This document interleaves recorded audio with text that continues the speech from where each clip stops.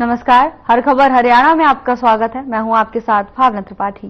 मुलाना में भी बीजेपी ने जनसभा का आयोजन किया, जिसमें केंद्रीय गृह मंत्री अमित शाह और सीएम नायब सिंह सैनी ने शिरकत की।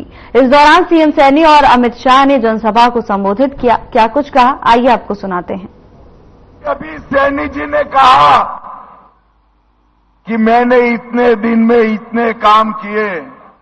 सैनी जी, काम तो 10 साल में भाजपा ने बहुत किए हैं, मगर ये नायब सैनी के लिए मैं एक बात कहना चाहता हूं। सत्ता पर बैठकर भी जिसके दिमाग पर सत्ता नहीं चढ़ती है, इसका नाम नायब सैनी है। आज भी हरियाणा के गरीब के लिए, दलित के लिए, पिछड़ों के लिए, किसानों के लिए, महिलाओं के लिए निरंतर सैनी जी प्रयास कर रहे हैं। और सैनी जी, आपके नेतृत्व में ढेर सारे काम करे हैं। थकना मत, अगले 5 साल आपको ही चलाना है, आपको ही मुख्यमंत्री बनना है। भाइयों बहनों, हरियाणा में पहले कांग्रेस की सरकार चलती थी, नौकरियां तो उस वक्त भी दी जाती थी। 10 साल हमने सरकार चलाई, हमने भी दी। मुझे बताओ युवाओं, खर्ची और पर्ची के बगैर नौकरी मिलता था क्या? मिलता था? अरे जोर से बोलो, मिलता था क्या? किसी को भी नौकरी लेनी है तो एक दलाल बीच में चाहिए था, एक डीलर चाहिए था, और वो खर्ची भी मांगता था और पर्ची भी मांगता था। भाजपा ने नौकरी दी, कई लाख युवाओं को नौकरी मिली, मगर ना खर्ची देनी पड़ी, ना पर्ची। डाकिया घर पे आया, 51 रुपया सगुन का लिया और हाथ में अपॉइंटमेंट लेटर थमा कर चला गया। और ये आशीर्वाद लेने के लिए आया हूं। 5 अक्टूबर को पूरा अंबाला जिला आशीर्वाद भारतीय जनता पार्टी को और कमल के फूल को दे करके अंबाला की 4 के 4 कमल खिला करके तीसरी बार सरकार बनाने का काम करें। ऐतिहासिक निर्णय आदरणीय अमित शाह जी, आदरणीय मोदी जी ने इस देश के लिए हैं। आदरणीय अमित शाह जी, अभी कांग्रेस ने अपना घोषणा पत्र जारी किया, मैं उसको झूठ का पत्र बोलता हूं। कांग्रेस ने जो ही जारी किया, उनके जो प्रत्याशी हैं, ऐसे उनके मुख से बयान आ रहे हैं जो 2014 से पहले नौकरियों की बोली लगती थी, उन्होंने अपने हिस्से बांटने शुरू कर दिए हैं। आदरणीय अमित शाह जी, एक हरियाणा में कहावत है, सूत ना कपात लठम लठा। ना कांग्रेस की सरकार बन रही है, ना कांग्रेस की सरकार आ रही है, और अभी तो हिस्से बांटने शुरू कर दिए हैं। आदरणीय अमित शाह जी, आप लोगों का विश्वास दिलाते हैं, हमारी सरकार आपके आशीर्वाद से 8 अक्टूबर के बाद हरियाणा में तीसरी बार बन रही है। हमने हरियाणा के युवाओं को ये विश्वास दिया है, हमारी सरकार बिना पर्ची बिना खर्ची के हरियाणा के युवाओं को नौकरी देने का काम करेगी। आप यहां पधारे हैं, मैं पुनः आपका हरियाणा की इस धरा पर पधारने पर बहुत बहुत स्वागत और दिल से धन्यवाद करता हूं। और मैं अंबाला की ये जनता जनार्दन, जो मैं जिनके बीच में रह करके पला हूं, जिनके बीच में रह करके बड़ा हुआ हूं, ये आपका आशीर्वाद है। अमित शाह जी, एक गरीब परिवार के बेटे को आपने हरियाणा के मुखिया के तौर पर बैठा दिया। सेवा करने का मौका आपने दिया है। मैं जब से आपने जिम्मेवारी दी है, हरियाणा प्रदेश के हित में मुझे काम करने का 56 दिन का समय मिला और इस गरीब के बेटे ने हरियाणा के हित में 126 फैसले लिए। कांग्रेस के लोग हुड्डा साहब बोलते हैं कि घोषणाएं कर रहा है। मैंने हुड्डा साहब को कहा, हरियाणा में विधानसभा चुनाव को लेकर सियासी हलचल तेज है, तो वहीं सियासी प्रतिक्रियाओं का दौर भी जारी है।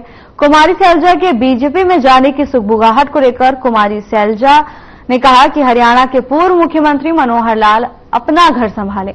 मैं कांग्रेस में थी, कांग्रेस में हूं और कांग्रेस में ही रहूंगी।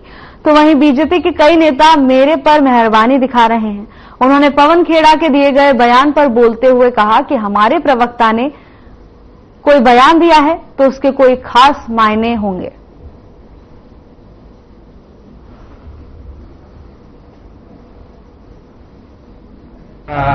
माहौल बहुत बढ़िया है। कालांवाली में आपने खुद देखा, पूरे हरियाणा में कांग्रेस की सरकार बनने जा रही है।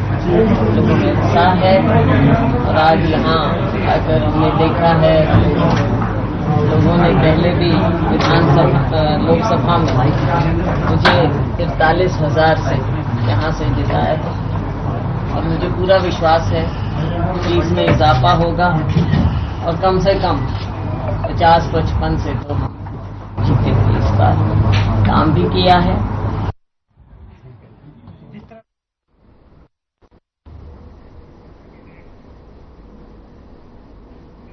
रतलाम विधानसभा से बीजेपी प्रत्याशी लगातार अपनी तूफानी चुनाव अभियान में जुटे हुए हैं और अब चुनाव भी अपने अंतिम चरण के नजदीक आ रहा है।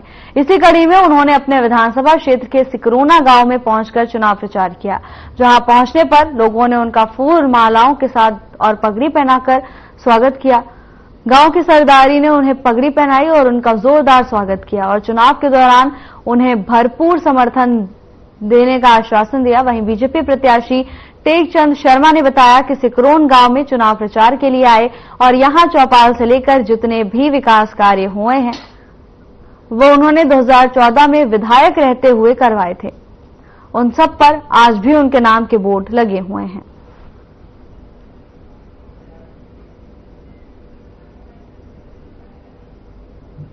एक चौपाल नहीं, यहाँ 6-7 चौपाल बने हैं।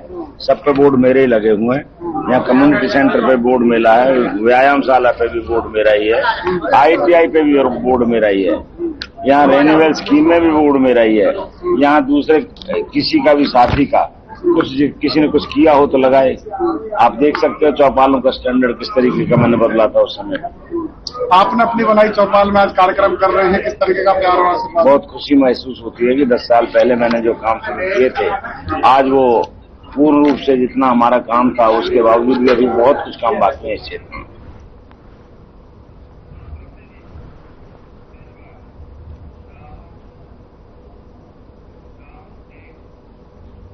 सोहना से बीजेपी उम्मीदवार तेजपाल तंवर का प्रचार अभियान लगातार तेज होता जा रहा है। तेजपाल तंवर की माने तो लगातार उनको लोगों का प्यार मिल रहा है और यही कारण है कि एक बार वो सोहना विधानसभा के तमाम गांवों के दौरा कर चुके हैं और दूसरी बार लोग लगातार उनका अपने गांव में बुलाकर जोरदार स्वागत कर रहे हैं और सम्मान कर रहे हैं। तो वहीं तेजपाल तंवर ने बताया कि उनकी विधानसभा 2 जिलों में लगती है, नूंह और गुरुग्राम। ऐसे में विधायक एक विधानसभा का होगा, लेकिन अगर हाईकमान ने उनको मंत्री बनाया तो कहीं न कहीं 2 जिलों का मंत्री तेजपाल तंवर होगा और सोहना के विकास को एक नया आयाम देने की कोशिश की जाएगी।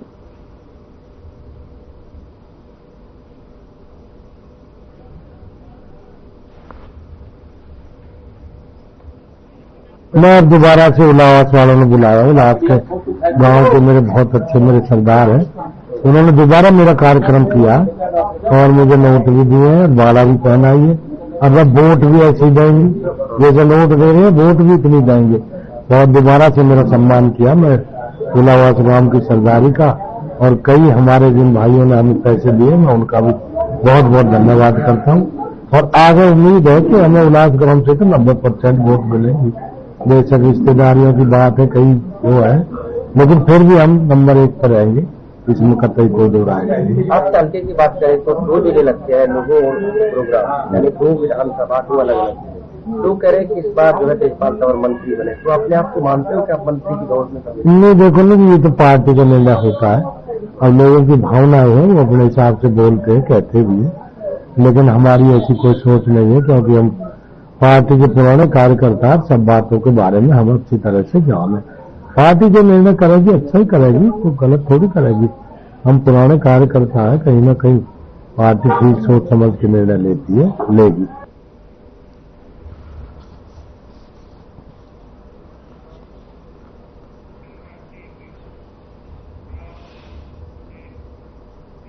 हरियाणा के पूर्व सीएम ओपी चौटाला करावली में पार्टी प्रत्याशी के लिए चुनाव प्रचार करने पहुंचे। इस दौरान उन्होंने कहा कि अगर इनेलो की सरकार प्रदेश में बनती है तो प्रदेश में शिक्षा मुफ्त दी जाएगी। इस दौरान चौटाला ने सरकार पर भी जमकर निशाना साधा। उन्होंने कहा कि बीजेपी सरकार तानाशाही सरकार है।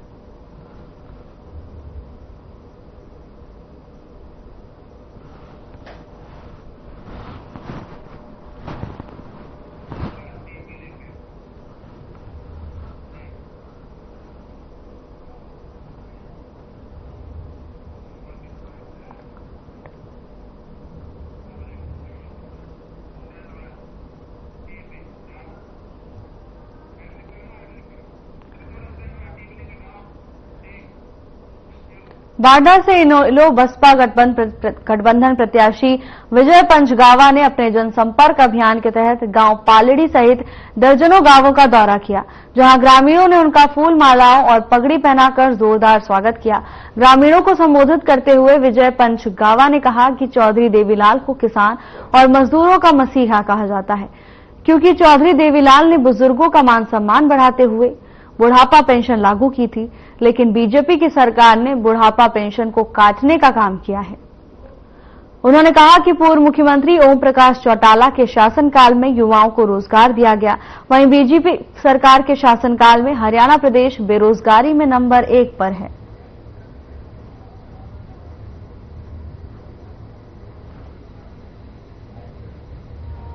आज अगर बाल डाल के में ये चौधरी देवीलाल जी का, चौधरी ओम प्रकाश चौटाला का परंपरागत हल्का है। हमेशा से ही यहाँ चौधरी ओम प्रकाश चौटाला का और देवीलाल का इनेलो का कैंडिडेट बनता रहा है। आज तक कांग्रेस बीजेपी का नहीं बनाया जाते।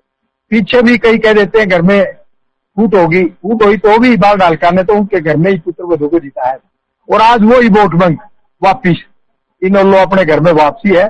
इसके अलावा जो बहन मायावती, जो 10 पास से जो गठबंधन है, जो हमारे दलित समाज के, ये हमारे चौहान साहब और ये सारी टीम खड़ी है यहाँ, ये राव साहब भी सारे, मेरा कहने का मतलब ये है आज ऐसी हालत है कि 25,000 वोट हमारे मायावती जी के। तो आज जो दलित समाज के, गरीब के, मजदूर के, उन्होंने अपना हित चौधरी अभय सिंह चौटाला में सुरक्षित दिख रहा है।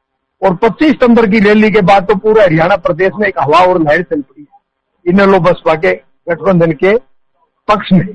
और उसके बाद तो कई सीटें, मीडिया तो कहती है 25 सीटें, कोई तो 28 भी बताता है। मैं कहता हूं ना तो कांग्रेस का बहुमत है न बीजेपी का है। आज चौधरी अभय सिंह चौटाला 25 सीटों पर खड़ा है। तो अभय सिंह चौटाला एक बात कहता, मैं तो मुख्यमंत्री का कैंडिडेट हूं।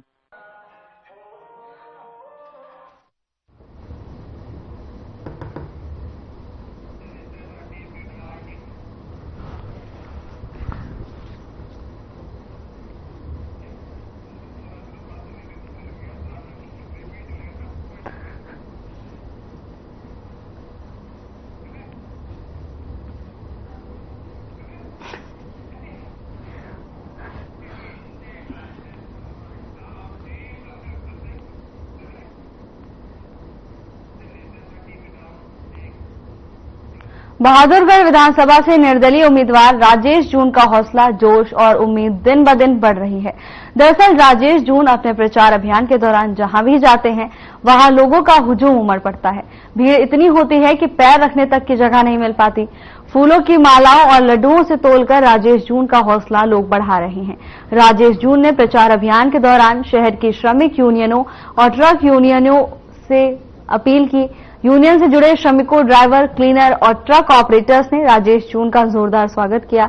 राजेश जून ये दावा कर रहे हैं कि इस बार बहादुरगढ़ की जनता निर्दलीय को विधायक बनाने जा रही है। उन्होंने कहा कि बहादुरगढ़ की जनता के साथ पिछले सभी विधायकों ने सिर्फ धोखा किया है। विकास के मामले में बहादुरगढ़ को पिछड़ा छोड़ दिया। राजेश ने दावा किया कि विधायक बनने के बाद वो बहादुरगढ़ के गांव और शहर का समान विकास करवाएंगे और लोगों के बीच 24 घंटे रहकर उनका बेटा और भाई बनकर उनकी सेवा करेंगे।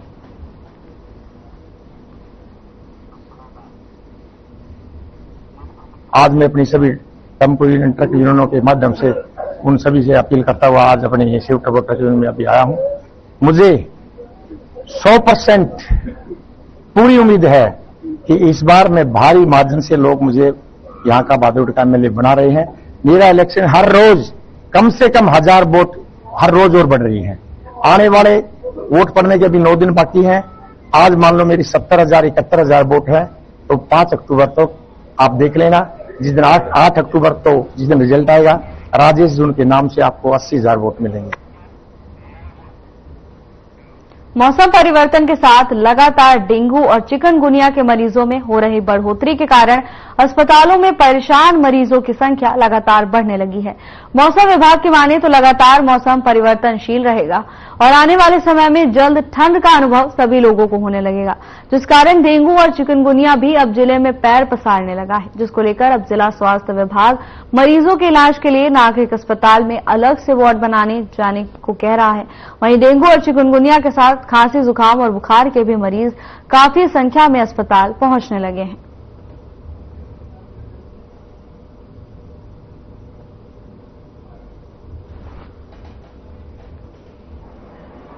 देखिए कि जैसे कि मैं आपको पलवल जिले का जो है बताना चाहूंगा कि हमारी जो फिलहाल जो बारिश में अक्सर स्थिति बारिश के बाद जो है ना मच्छरों का जो प्रजनन प्रक्रिया बढ़ जाती है, तो उनका प्रकोप बढ़ता है। लेकिन हमारी स्थिति जहां तक है अभी कंट्रोल में है।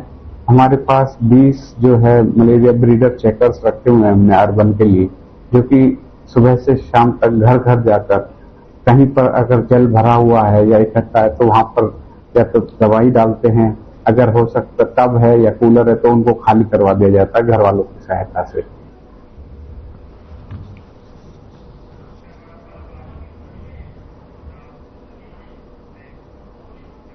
अंबाला में एक बार मौसम ने फिर से करवट ले ली है। बता दें कि 2 दिनों से लगातार रुक रुक के बारिश हो रही है, जिससे लोगों को भीषण गर्मी से राहत तो मिली है, वहीं जनजीवन अस्त व्यस्त हो गया है।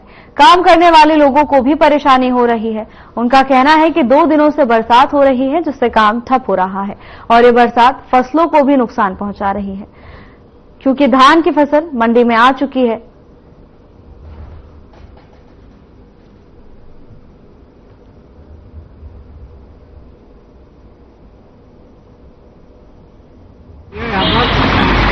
पहले इससे पहले गर्मी बहुत थी, अब थोड़ी राहत मिली है।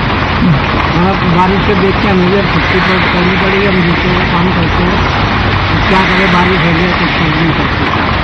आज बारिश बहुत तेज हो रही है, 2 बारिश हो चुकी है, अब काम धंधा है नहीं, कोई राहत आ नहीं रहा ऐसी बारिश में। अब थोड़ी देर देख रहे हैं चले जाएंगे घर।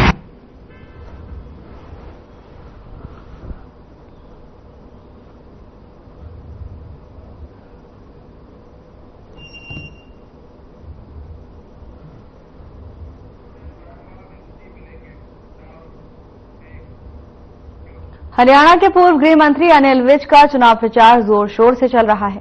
अनिल विज को लोगों का भरपूर सहयोग भी मिल रहा है। जहां भी अनिल प्रचार के लिए जा रहे हैं, लोगों का उन्हें समर्थन मिल रहा है। साथ ही बीजेपी का कुनबा भी लगातार बढ़ता जा रहा है। जहां पहले लोग बीजेपी छोड़कर जा रहे थे, वहीं अब लगातार बीजेपी में शामिल होने का सिलसिला भी जारी है। अनिल विज का कहना है कि ये सब उनके द्वारा लगातार मेहनत की गई है, उसी के कारण लोगों का समर्थन मिल रहा है।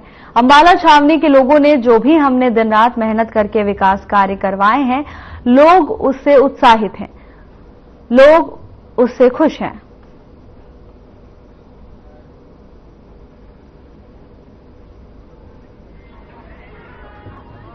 तो देखिए, अंबाला छावनी के लोगों ने यहां पर जो मैंने दिन रात मेहनत करके विकास कार्य करवा के दिए। लोग उससे उत्साहित हैं, लोग उससे खुश हैं। यहां का चुनाव दो विचारधाराओं के बीच हो रहा है।